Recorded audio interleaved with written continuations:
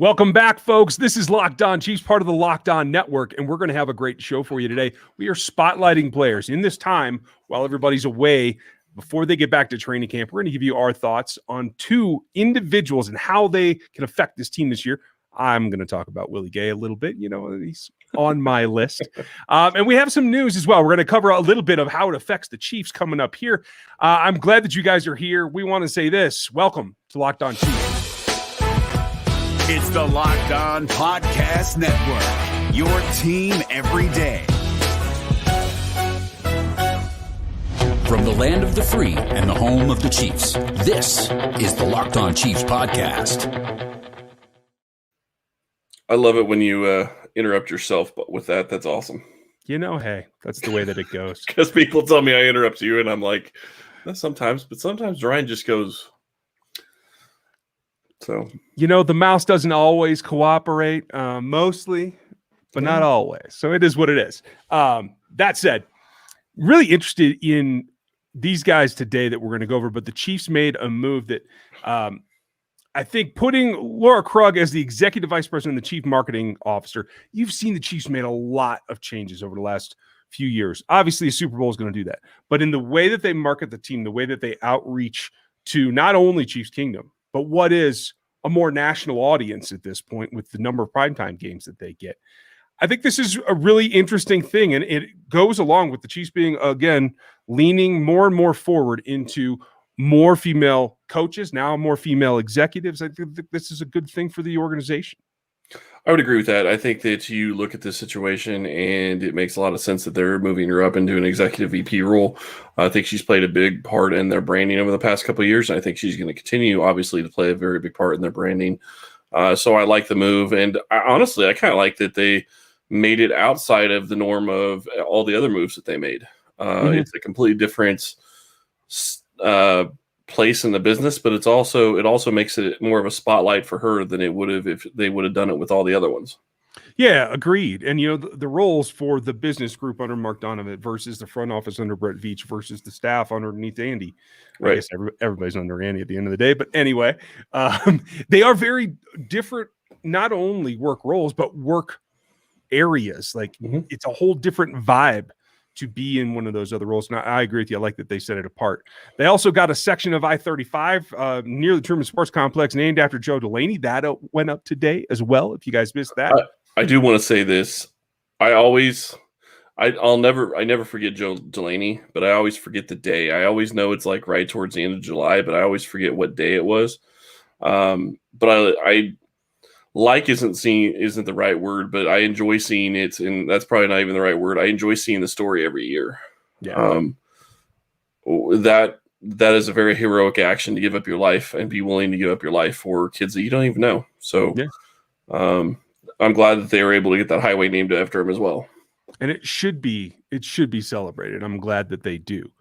I'm also glad. I also think it was important that the team basically retired his number. I mean, they haven't essentially retired his number, but they haven't issued it since. Yeah, and I like that too.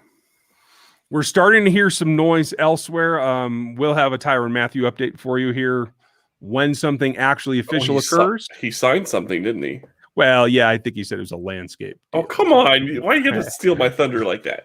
Because, I mean, hey, when it happens, we're going to break it down for you guys. But there are rumblings that it's coming. But before that, I'm really intrigued because the conspiracy theory of who's going to be on Hard Knocks this year for HBO is really picking up steam. And the Chiefs are not one of them. They can't be. They're on the exempt list because of playoff appearances. There's not many teams. In fact, there's only 5 options. But one of them I find really intriguing from a Chiefs point of view is that you could see maybe the team that could be involved in the biggest trade in the last 5 years be involved. The Broncos are up for it. They're eligible and evidently interested. Right now, I'm not sure I want to watch a QB battle between Teddy Bridgewater and Drew Lock. But that doesn't strike you as must-see TV? I mean, come on. No, but I want to watch George Payton go through the process of acquiring Aaron Rodgers. And especially if it does happen, I mean, that's much ado about nothing if nothing ever comes of it, right? But if it does happen, it gives us as Chiefs loyalists and the country as a whole a glimpse into what it's going to mean for the Chiefs to compete with that team. And I think that's important. And don't forget that it's not only Aaron Rodgers that's a possibility. Deshaun Watson's still a possibility as well. True. Lesser so maybe, but I think he's still an option. And we did get a little bit of an Aaron Rodgers update. It does sound like Pro Football Talk, Mr. Mike Florio is stating that Aaron Rodgers is not going to opt out this week. So he's not going to do that. And honestly, I get it from the perspective of he wants to play. But, man, if I could guarantee myself all that money that's just sitting there, I think I would probably do it. I can understand where you come from. I think at the end of the day, he's got enough money, but yeah, I mean, I can't see him doing it either. I mean, you have maybe what? I mean, you're coming off the best season of your career, arguably, clearly the most justification according to the league of your career, and you might have 2 or 3 good ones left in you at your age. I mean, maybe I'd push it myself. You could use, but you could also use this year to basically get your body right and maybe extend your career. Yeah, maybe. I mean, you know, your girlfriend's 15 years younger than you. You have a job waiting for you on television. Like, I don't know, man. I try to live it up as long as I was, the last few years, as long as I'm young. But even if he doesn't, the glimpse inside to the Broncos organization that could be on First Knocks, I think will be really telling and give us better First Knocks. Did I say that? Wow. That's what you said. Hard Knocks. Good Lord. Hey, HBO, if you'd like to sponsor me, I'll get your name right. Until then, and only from this other standpoint, because I think this could also be the turning of the tide for Von Miller. The end is approaching for him. I think Vic Fangio is a solid coach, especially given that he has a defensive side. I think they'll milk every last ounce of talent out of him. And the transition to Chubb, I think it would be something to garner some information on. And then they also drafted Quinn Miners. So, like, I wouldn't mind seeing Quinn again. Yeah, I could see that. You're in Broncos country, so it would be a little bit more of a homecoming type thing for you as well. It'd make the other half of my family happy. That's about all I can say. Well, at least you could have somebody to watch it with, I suppose. Yeah, that's true. And watching it is not something that goes easily. Betting might be, and BetOnline's the fastest, easiest way for you to get on the sports action. I'm pretty sure there's props out there about what happens with Aaron Rodgers and whether it's Denver or not. But there's also the baseball season, obviously the NBA, everything, including UFC and MMA. MMA? Yes, I think that's the way you say that. Yeah, too many M's. But you can bet on it all. Don't sit on the sidelines anymore. Get your chance to get in the game as the teams prep for their playoff runs, for their training camps, for every contest that they have coming. Head over to the website, and you can use your laptop or your phone or whatever you want to use, and you'll get a 50% welcome bonus on your deposit. So whatever you deposit, you get 50% plus on top of it for free. BetOnline AG, your online sportsbook experts, and please use that promo code LOCKEDON. That'll let them know that you got it from us, and you get that 50%. Now, we need to start. I think you get to go first today. Maybe you tell me if you're ready. Let's spotlight 2 guys. And this is why Ryan talks. You think his talking is bad at times. Just try seeing his writing. Yeah, it's terrible. Okay. No, honestly, the guy I want to spotlight, we've talked about him a lot in the offseason already. But to me, this is a make it or break it year for this guy. And I think that he could really help the Chiefs take a huge step forward if he's able to take a step forward in his career. I'm not expecting a huge push for him, but I do think that, Byron Pringle is a guy that you definitely need to be watching this offseason, and he needs to have a big camp. He's going to have an opportunity to be the number 2 wide receiver. Say what you want about McCole Hardman. McCole Hardman's more of a inside receiver and more of a slot receiver. Byron Pringle has the ability to play outside, and Pringle can play in the slot. He can play all the positions. He knows them all. But this is a huge year for him. Yeah, I mean, this could be, like you said, make it or break it for him. Well, this could determine whether or not he gets a contract somewhere. Right, and we got to remember, he's a little bit older than everybody else. What is he, 27 now, going to be 28 during the season? Yep. I mean, that's it's significant. It's funny when they drafted him, I was like, oh, man, this guy's got speed. And yet you still have Tyreek Hill and McCole Hardman. Yeah, he's still fast, but he's not the burner type. And I think that, you look at his role in the offense this year, and I do think that it's going to be something that he has to take a step forward. He has to show up, and he has to be able to get open when his number is called. And that's something he's been pretty good at. I mean, he's not a breakaway. He doesn't run, break ankle routes. Yep. But the other thing, and everybody wants to compare the other guy that he's fighting to for this spot, who gets to line up the most with Hill and Hardman, is DeMarcus Robinson. And that's something that Robinson doesn't run the breakiest routes either. He's very good at the ad-lib portion of Patrick Mahomes' game and matching what his quarterback's doing, but so is Pringle. I remember that throw right at the sideline where Pringle had to come back out of the back of the end zone up to the actual goal line, made that touchdown catch. Like, Pringle has that ability too. Against the Colts. Yeah, and that was a play that I remember Chris Collins were sitting there going, no, and then all of a sudden Patrick Mahomes throws for a touchdown. Yes. Yeah, and him and Al Michaels were sitting there talking about only Patrick Mahomes can make that play, and I agree with you. I think that you saw Pringle has the ability to get open. He has the ability to shake away and get space for the ball to come into him and for Patrick to hit him. But really, it's got to be more consistent. He's got to step forward, and if he can get to 800 yards this year, which would be a huge boost for him, I think that would be fantastic for this offense, especially considering, you start looking at what Sammy brought. Sammy didn't get near 800 yards most years. And you also have to take into account Kansas City's also going to have Hardman, who should hopefully be taking on a bigger role if he knows where he's supposed to be all the time. And then you have a guy like Noah Gray, who I think actually is going to take some catches as well. Mm-hmm. So it's going to be very intriguing to see how the wide receiver core shakes out. And we haven't even talked about the other guys that they added to this roster that weren't even here last year. Yeah, and that's my question, because I think the kick return duty, the punt return duties are going to be spread out. I don't want to see Pringle doing that, because I think it actually helps him offensively if he's not responsible for the returns. Yep. But then you have guys like Callaway and Dries Fountain that might be in there as well. But what do you see happening to Pringle? What's your guess? Right now, I think I've got him chalked in above DeMarcus Robinson. I think he's the number 2 wide receiver. I think he's by default the number 2 wide receiver. I don't think that you can put it on Robinson, because Robinson just disappears at times. The Chiefs might put it on Robinson. I've never thought that Robinson was going to be, I guess I can't say I've never thought. I haven't thought in the past couple of seasons that Robinson was going to take a step forward and really show out. He's had opportunities, and he continues to have opportunities, and Kansas City keeps giving him opportunities. And maybe he's going to be the guy that's going to be here for the next 2 or 3 seasons and just continue getting 1-year contracts, because nobody's going to offer him a long-term deal, because he is maybe just slightly above average, but not enough to get a big deal from another team.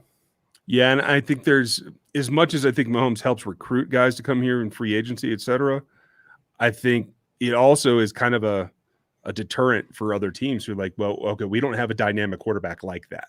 Right. And a lot of the things that you do are off of his mobility. Maybe that is detrimental to his value outside of this organization. I don't know. Well, yeah, I mean, that's a great point. How many of his catches have come from Mahomes scrambling around and just, doing crazy crap? Yeah. Because it happens. I mean, his no-look pass, his official no-look pass that everybody talked about against the Ravens, that was to Robinson. So, and that was an ad-lib play that wasn't, obviously designed that way. So, a lot of his catches come that direction. And, he, don't get me wrong, he's got some plays where it's bigger plays that he's beating coverages. There was one a couple of years ago against the Raiders where he beat him for a long touchdown, but I'm pretty sure nobody was around him at the time. The one I'm thinking of anyway, it was a blown coverage. Yeah, I mean, and he's made progress too. He's run that skinny post last year for a touchdown that was a nice route. If he can do that continually, maybe Pringle has more competition. But he has to catch the tough balls. Yeah. How many of Mahomes's amazing magician type plays has he dropped? That's a good. That have been put on his numbers. Yeah, I mean, and that unfortunately we've seen that over the years with a couple of players who ended up not being here that long. So we'll see what happens with him. Coming up on the backside of this, I want to talk about Willie Gay, because I think he's at a pivotal point as well. Also want to ask you guys if you would check out Locked On NFL this week as well. I'm over there on Thursday, and it's going to be kind of a fun show. I'm going to put some things on their head, so I think you guys will dig that. But you'll also dig being able to get all the parts that you need for your car or truck from one spot and not having to go to different stores and see who's got what in stock. That spot is rockauto.com.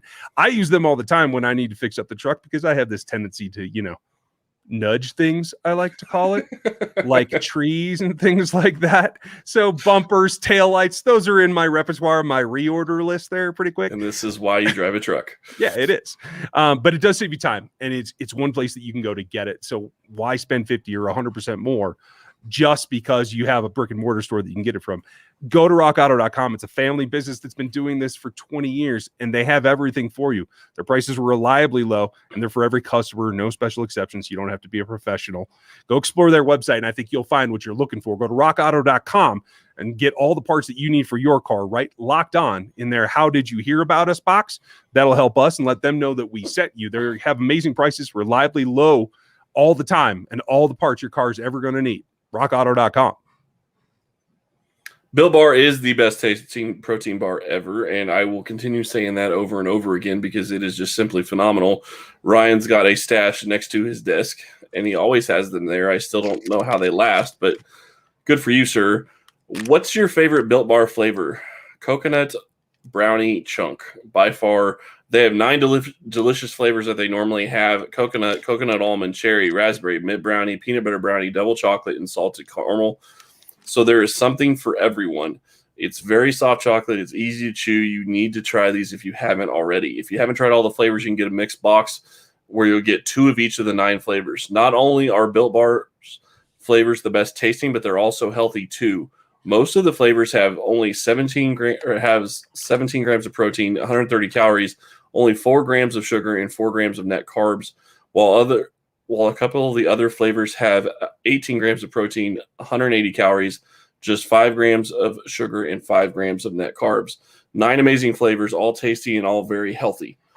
You need to go order a Built Bar today at BuiltBar.com and use promo code LOCKED15. You'll get 15% off your first order. Use promo code LOCKED15 for 15% off at BuiltBar.com.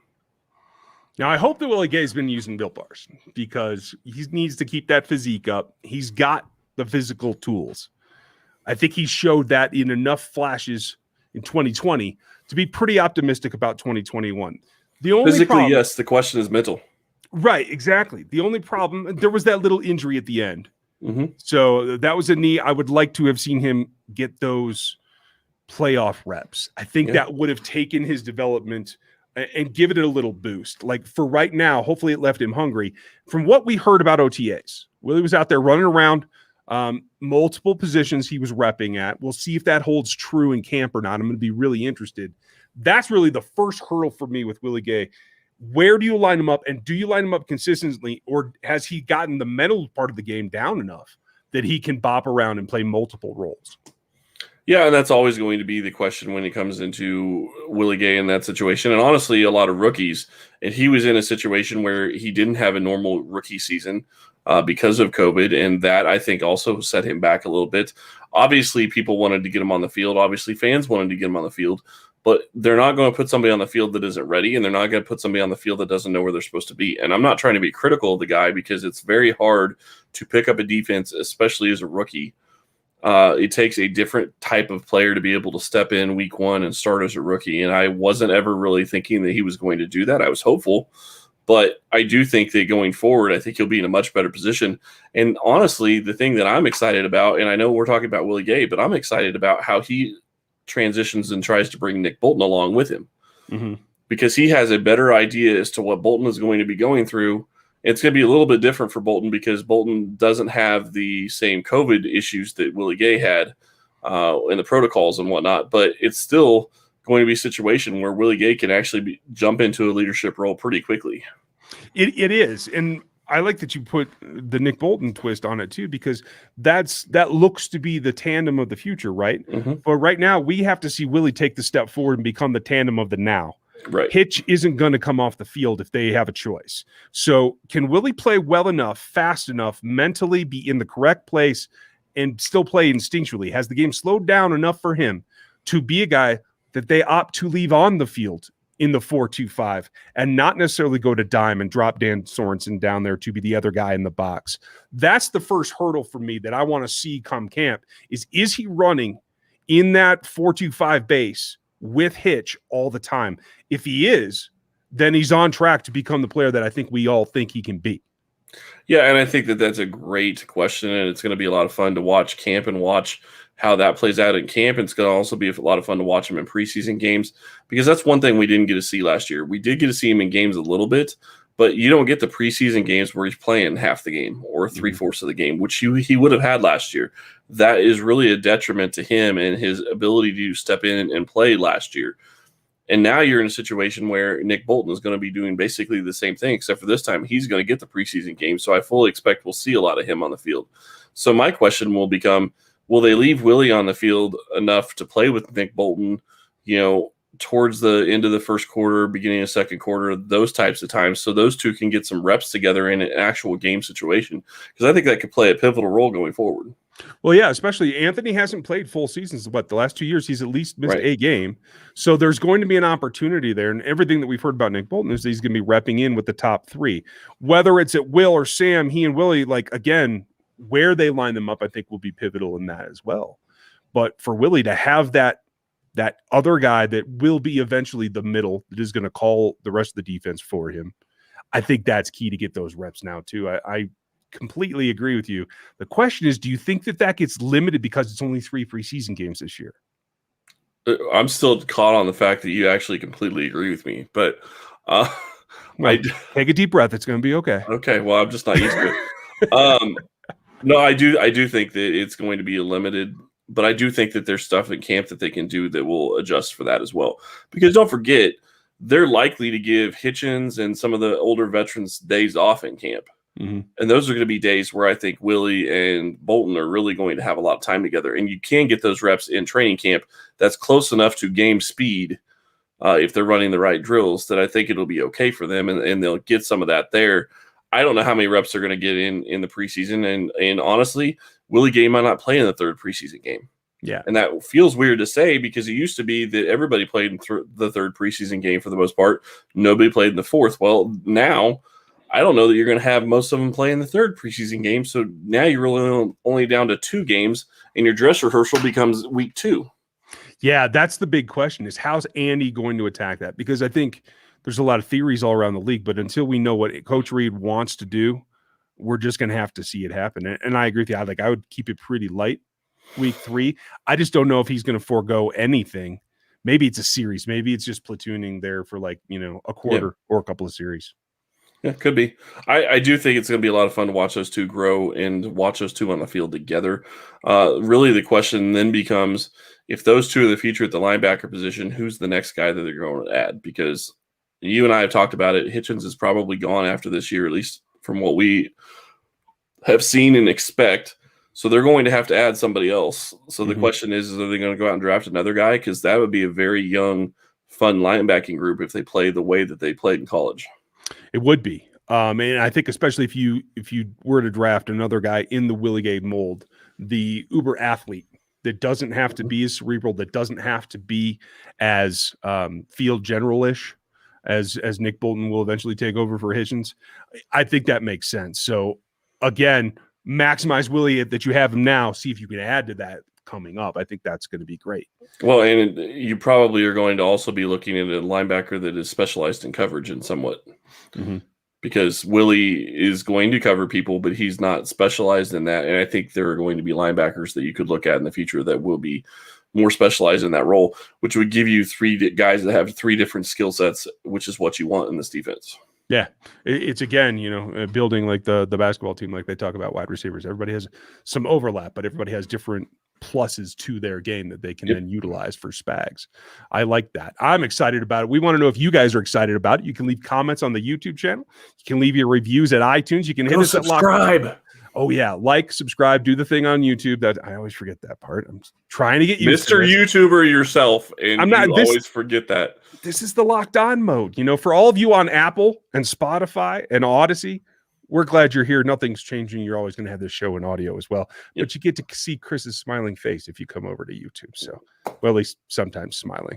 That said, hit all of those. If you would sub, that would be great on the YouTube channel. If you would give us an iTunes review, especially the ones that have 5 stars, we love those the best. That always helps. And we're going to continue this. We're going to take a look at not just the guys that are going to be the starters or that are the rookie class that everybody's excited about. We're going to go through a number of spotlights about players that we think can make an impact plus minus are different. So thank you for listening to this, watching it on the tube. We appreciate it. And we'll talk to you next time.